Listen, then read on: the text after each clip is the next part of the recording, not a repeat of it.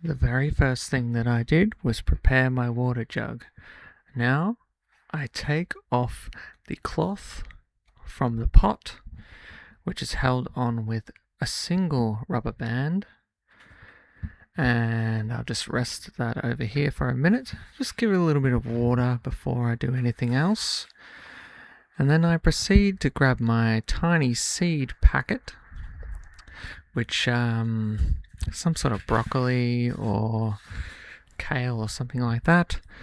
And for this, you only need a couple of seeds, but I just poured the entire packet on top of the soil.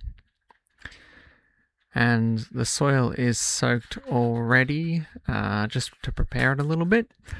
Now I covered the pot with the same cloth from earlier and just put the rubber band on top. And now I add water to the cloth to demonstrate what you can do for the next few days to germinate the seeds. And that will soak into the cloth, which will then soak on top of the soil where the seeds are going to germinate.